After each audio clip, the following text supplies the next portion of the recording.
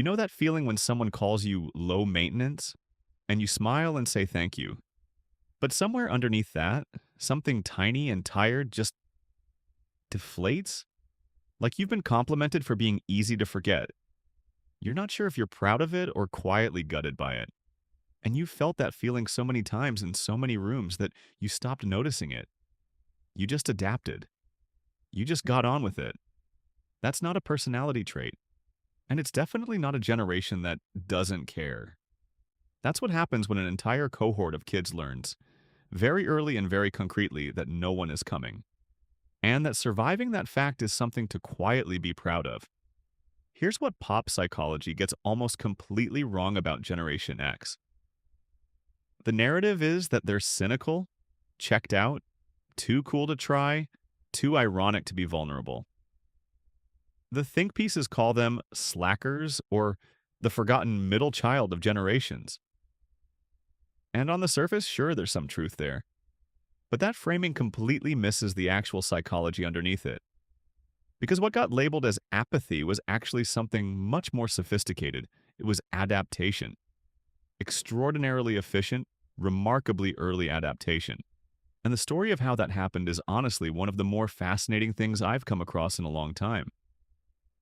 Hey, I'm Martin, and if you're new here, we break down psychology in a way that actually makes sense in real life. Stick around, subscribe if this lands, and let's get into it. So picture this. It's 1978. You're 8 years old. School just ended and you walk home alone. You let yourself in with the key on the string around your neck. The house is empty. It will be empty for hours.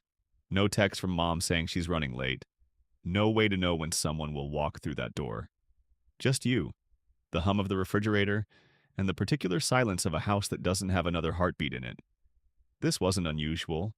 A study published in the American Journal of Orthopsychiatry found that by 1984, approximately 7 million children between the ages of 5 and 13 were regularly unsupervised after school.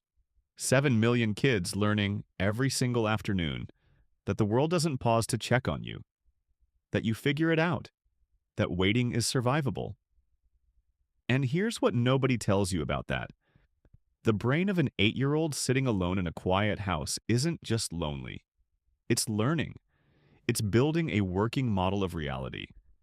And the model it builds is this. You can handle things because you have to, because there is no alternative. That's not trauma in the dramatic sense. It's something subtler. It's a developmental recalibration, and the effects last decades. But here's where it gets really interesting, because the empty house was only part of the equation. When the parents did show up, the environment wasn't exactly emotionally generous. This was a culture that didn't have the language, or frankly the patience for feelings. You stepped out of line, there were consequences. Fast, clear, non-negotiable consequences. Nobody asked how you felt about it. Psychologists call this a high contingency environment, which is just a clinical way of saying actions have outcomes, outcomes are immediate, and you'd better start calculating. What that does to a developing nervous system is wire it for pattern recognition and future casting. Gen X brains across the board tend to run constant quiet risk assessments. They're thinking 3 steps ahead not because they're neurotic, but because their early environment rewarded exactly that. It kept them safe. And then they watch the adults. They watch their parents talk openly about stability, about working hard, about the rules of the game, and then watch those same adults rack up some of the highest divorce rates in American history, get downsized out of companies they gave 30 years to, and generally demonstrate that the game changes without warning, and usually at your expense. Psychologists call what formed next defensive pessimism, a strategy where you anticipate the worst-case scenario in advance, not to spiral, but to protect yourself from being blindsided. Gen X doesn't really call it anything. They call it being realistic. There's a difference between someone who thinks nothing good will happen and someone who's been given repeated concrete evidence that the rug can move. One is a cognitive distortion, the other is pattern recognition based on actual data. And the uncomfortable truth is, that distinction matters enormously for how we understand what looks like cynicism from the outside. So the armor got built early. Irony became a first language. You crack the joke before someone can use the moment against you. You keep a little emotional distance because closeness has historically come with a price tag. And think about what that actually means for a second. These were kids who grew up with duck and cover drills in school, actual nuclear annihilation rehearsals. Teachers calmly explaining that a Soviet warhead might vaporize their city, but the important thing was to get under the desk. When the adults in your life simultaneously signal that everything could end and also that you definitely shouldn't worry about it, your nervous system doesn't just learn to compartmentalize. It learns to hold two completely contradictory things at once as a survival skill. That capacity to live in cognitive dissonance without crumbling is actually a remarkable psychological achievement. It just also looks from the outside like detachment. This is the part most people miss entirely. The same self-reliance that made Gen X extraordinarily competent in a crisis is also the thing that makes asking for help feel neurologically like failure. Research published in the Journal of Adult Development found that Gen Xers report significantly lower rates of seeking social support during high-stress periods. Not because they don't have people, but because the act of reaching out was never modeled as a legitimate coping strategy. They learned to fix the bike themselves. They calculated change in their heads when the register broke. They spent hours in library card catalogs hunting one specific fact, because information had a physical cost. It required effort, time, your body moving through the world to get it. Cognitive psychologists call this deeper encoding. Information you work for gets integrated into memory more permanently. They don't Google first, they think first. And somewhere in there, they started to believe, very deeply, often below the level of conscious thought, that needing help was a character flaw rather than a human baseline. Trying to tell a Gen Xer to just ask for support is like recommending that someone unlearn a reflex. Their nervous system hears ask for help and translates it as admit defeat. That's not stubbornness. That's a nervous system doing exactly what it was trained to do. And what that pattern does over time, this is where it gets costly. Because here's the hidden architecture of that kind of self-reliance. It protects you spectacularly in a crisis. It also quietly prevents you from building the kind of interdependence that makes life feel like it actually means something. Research consistently shows that the quality of our close relationships is the single strongest predictor of well-being across a lifetime.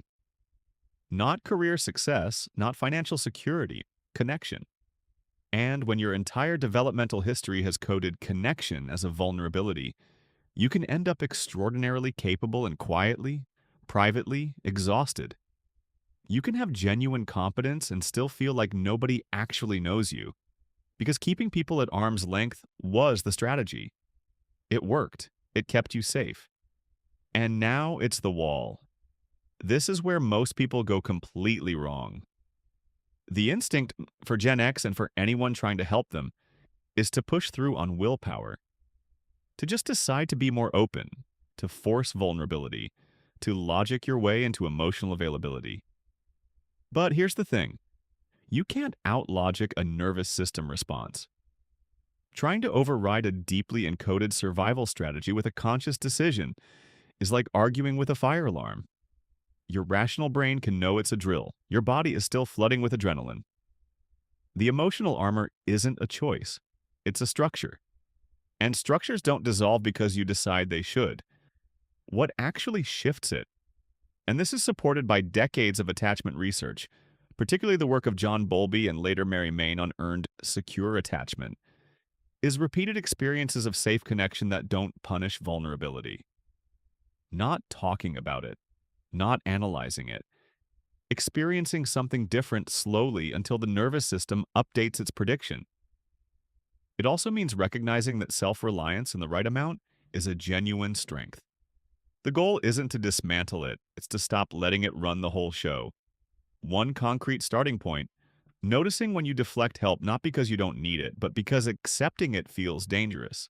That noticing, just that, begins to create a gap between the reflex and the response. And here's the reframe I keep coming back to. Generation X didn't fail to develop emotionally. They developed exactly the emotional architecture their environment required. The independence, the competence, the irony, the quiet loyalty, the refusal to need, these weren't failures of growth. They were extraordinarily precise adaptations to genuinely difficult conditions. The question isn't what went wrong with them. The question is, now that the conditions have changed, which parts of the adaptation still serve you, and which parts are running on outdated code? Your brain isn't broken. It learned. And anything that was learned can, with the right conditions, be revised. That's not a soft answer. That's actually the hardest thing there is, because it means the work isn't about becoming someone different. It's about deciding that the person who survived all of that might finally be allowed to need something too. If this hits something real for you, subscribe and share this with someone who fits this description but would never say so. That's probably the most Gen X thing I could ask you to do.